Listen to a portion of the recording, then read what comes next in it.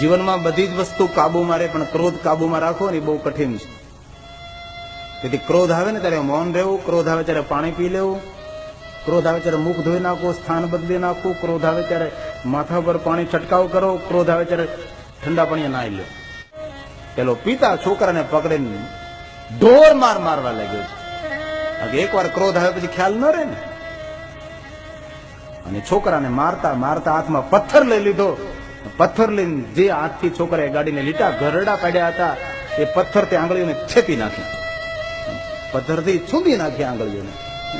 છોકરો તલેલા નાખે, નહીં પપ્પા, નહીં પપ્પા, નહીં પપ્પા. પણ ક્રોધી માણસના કાન બંધ થઈ જાય છે, ક્રોધી માણસની આંખ બંધ થઈ જાય, એનું મુખ જ ખુલી જાય છે. અને ક્રોધ તો પછી ધીમે કે ધીમે શાંત થઈ જાય. થોડીક વાર માટે તેનું તોફાન હોય. અને ક્રોધ શાંત થયો, છોકરાની આંગળી હાથ લોહી લુવાણ. દવાખાને તો કોણ લઈ જાય? પિતાએ જ લઈ જવો પડે ને. ઘણા મા બાપને જોયા છે છોકરાને બહુ મારે.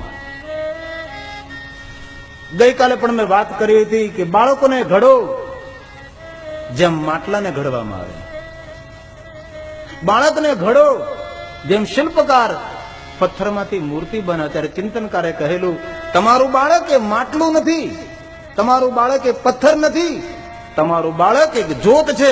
તેને ઘડો નહીં, તેને ટાંકો નહીં. જ્યોતનું જેમ જતન કરો તેમ તમારા બાળકોનું જતન કરો. ત્યાં કુસંસ્કારનો ઝટકો આવીને તમારું બાળક સંસ્કારથી ઓલાય ન જાય. જેમ જ્યોતનું જતન કરો તેમ બાળકોનું જતન કરો. તેમાં પ્રેમનું દિવેલ પૂરો, બાળકોમાં પ્રેમનું દિવેલ પૂરો. છોકરો તલેલા નાખતો રહ્યો. ક્રોધમાં બાપે નહીં કરવાનું કહે. છોકરાને ઉચકીને ગયા દવાખાને, હોસ્પિટલ. ડોક્ટરે જોયું, તરત સાફ સફાઈ કરી. ડોક્ટર સાહેબે કહ્યું કે ભાઈ છોકરાની આંગળી કાપવી પડશે. આ પિતા શું કરે? અને ડોક્ટરે એ બાળકની આંગળી કાપી છે, કારણ કે હાડકું તો છેપી નાખ્યું તે માણસ. બાળકની આંગળી કપાઈ ગઈ. ઉચકીને ઘરે લાવ્યા. બાળક સૂતું જ. પિતા બાજુમાં બેઠો બેઠો એટલો પસ્તાવો કરે છે કે મેં ક્રોધમાં શું કરી નાખ્યું. અહીંયા બાપ દીકરાના પલંગે બેઠો છે, દીકરાના માથા પર હાથ ફેરવે છે. બેટા, ક્રોધમાં મને ખ્યાલ ન રહ્યો, મેં તારી આંગળીઓને છૂંદી નાખી. બેટા, તે નવી ગાડીને લીટા પાડી દીધા અને મને ક્રોધ આવ્યો છે. સાંભળ દીકરા, ચિંતા નહીં કરતો, હું ગાડીને લઈને જઈશ અને જે તે લીટા પાડ્યા છે ને એનું ટચિંગ કરાવી અને સરખા કરાવી નાખીશ. આમ બાપ બોલ્યો છે. તો છોકરો સુતા સુતા એમ કહે છે, પિતાજી, તમારી ગાડીને મેં જે લીટા પાડ્યા એ તો તમે સારા કરાવી નાખશો, પણ મારી આંગળી એ હવે સારી થવાની છે. હું તો બાળક હતું, પણ તમે ક્યાં બાળક હતા? હું તો બાળક છું, મારી તો ના સમજ, અણસમજુ હું છું, પણ તમે ક્યાં અણસમજુ હતા? પપ્પા, તમારી ગાડીના લીટા પડેલા તો સારા થઈ જશે, પણ મારી આંગળી હવે મને આ પાછી મળવાની.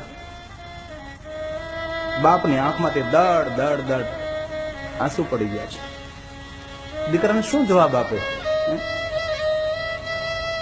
કારણ કે આંગળી બીજી તેને પાછી મળવાની નથી. સાંજ પડી, પસ્તાવાનો કોઈ પાર નથી.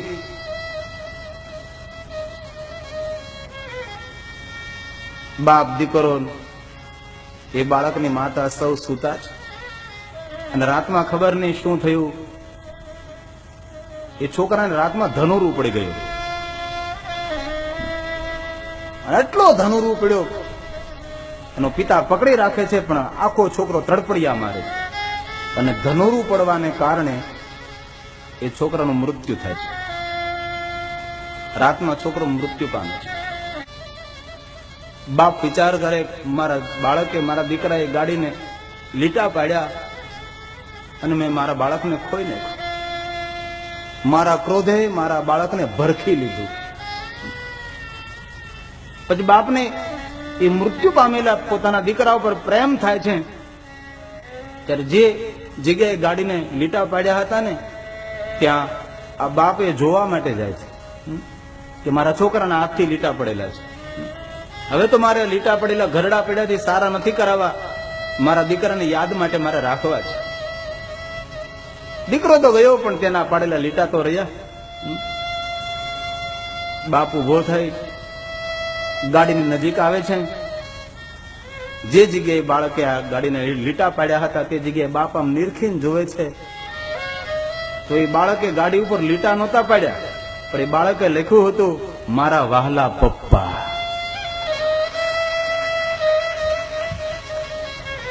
મારા વહાલા પપ્પા એટલો વાક્ય વાંચી અને બાપ ગાડીના બોનટ ઉપર માથા પછાડી પછાડીને રડે છે. અને હવે આ બાપ આખી જિંદગી જો માથા પછાડશે ને તો કોઈ ગયેલો દીકરો હવે તેને પાછો મળવાનો નથી. તેથી આપણો ક્રોધ કોઈને ભરખી ન જાય તેમને આપણે સૌએ કાળજી લેવાની છે.